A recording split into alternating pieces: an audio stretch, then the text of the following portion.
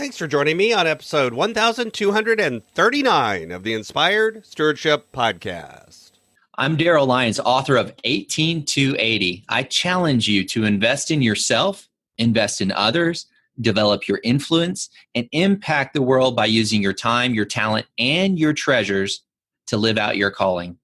Having the right behavior with your money is key to doing that. And one way to be inspired to do that is to listen to this, the Inspired Stewardship Podcast with my friend, Scott Mater.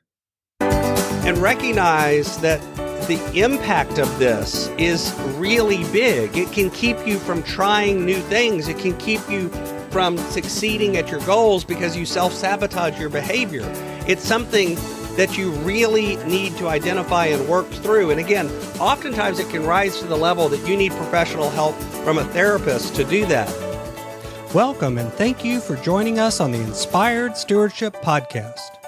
If you truly desire to become the person who God wants you to be, then you must learn to use your time, your talent, and your treasures for your true calling.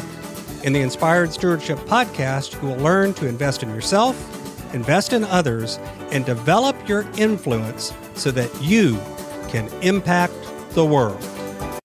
In today's episode about investing in yourself through stewarding your talent, I talk with you about what the fear of failure is and how to recognize if you have it. I'll also share where it comes from and give you some specific things you can do to help move forward and overcome that fear. You've heard me talk about developing your talent, and one of the best ways to do that is through books. But if you're like most people today, it's hard to find the time to read. And that's why today's podcast is brought to you by Audible. Go to inspiredstewardship.com/audible to sign up, and you can get a 30-day free trial. There's over 180,000 titles to choose from, and you can pick one and listen your way to developing your talents via Audible. That's inspiredstewardship.com/audible to get your free trial and listen to great books the same way you're listening to this podcast. As we talk about stewarding your treasures, wouldn't it be great if you could support this podcast and do it without costing yourself an extra dime? Turns out you can. All you have to do is use inspiredstewardship.com/Amazon when you're ready to make a purchase via Amazon, and a small commission will come back to support the show. If you enjoy the show when you're ready to buy from Amazon, just use inspiredstewardship.com/Amazon. Fear of failure is something that a lot of folks deal with at different levels. Simply defined, it's an irrational and persistent fear of failing. In other words, it's this feeling inside that no matter what you do, no matter what you try, you're not going to succeed. It can be related to a mental health condition like anxiety or depression, but it also can come from past trauma, from attempting to be a perfectionist, from having unrealistically high standards for ourselves, and all sorts of other things. It can rise to the level of being something that can truly be described as a phobia and requires some sort of mental health treatment. But I think a lot of us deal with this at some level just in our day-to-day life in trying to get through and do what we feel like we're supposed to do.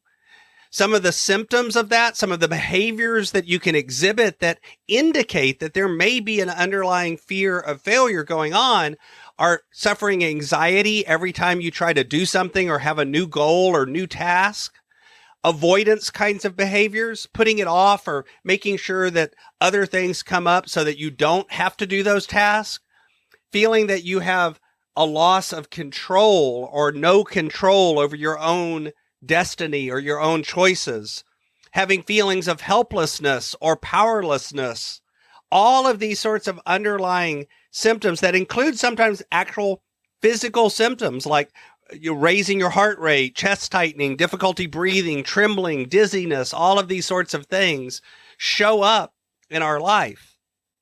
And sometimes it's not really easy to identify where it's coming from, the underlying emotion that it's coming from, or the underlying feeling that's living to this.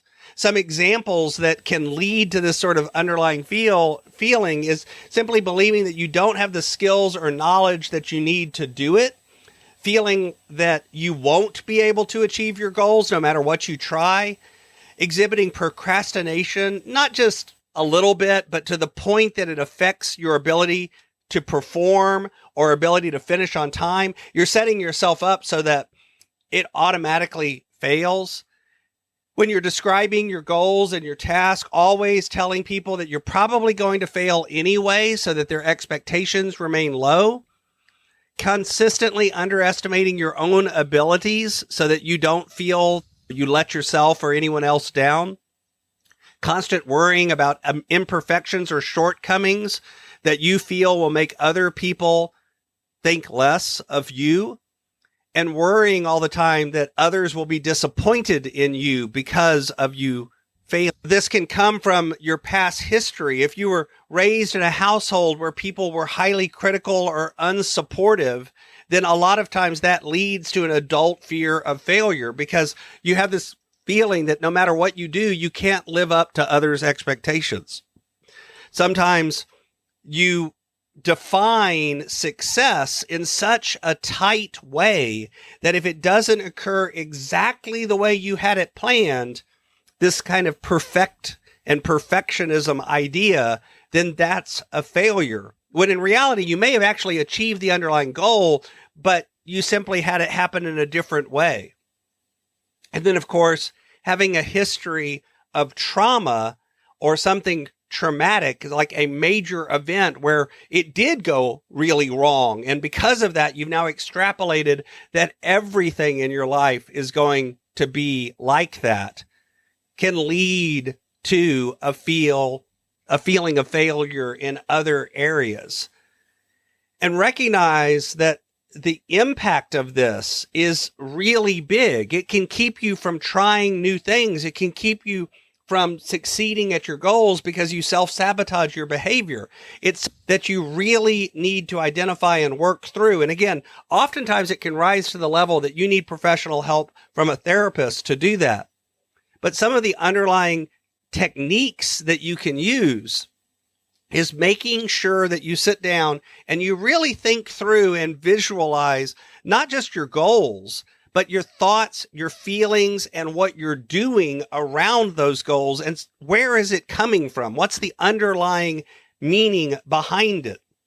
You can clarify what is success and what is failure and broaden your definition of success in such a way that it's not only about achieving the perfect result. It's about moving in the direction. You can begin to focus on the journey and the process more than the actual result. You can do exercises and work on things that give you self-esteem, such as working and breaking down into smaller goals, giving yourself permission to fail, surrounding yourself with people that build you up and hold you accountable in a positive way. You can actually give yourself permission to fail or even plan to fail. Exhibit failure and do it in a safe environment over and over again until it breaks the pattern of the fear of failure. I mentioned earlier breaking projects into smaller tasks. When you have large, overwhelming goals, identify what are the smaller pieces that you can actually achieve. Recognize that if the things you've been doing up till now are not working, you need to inject some new techniques, some new processes, some new habits, and some new mindsets. This is where focusing on gratitude, meditation exercises, doing gratitude journals, these sorts of things can help as well.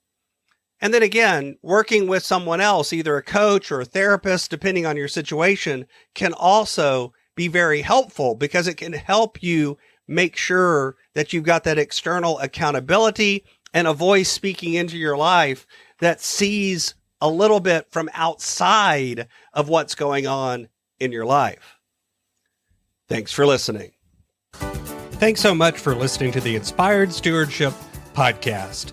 As a subscriber and listener, we challenge you to not just sit back and passively listen, but act on what you've heard and find a way to live your calling. If you like this episode on the stewardship of talent, you can go over to inspiredstewardship.com/talent and sign up for our 5-week series on the stewardship of talent. Or if you're in the U.S., you can text 44222 talent tips. That's talent tips to 44222 and get those tips. Until next time, invest your time, your talent, and your treasures. Develop your influence and impact the world.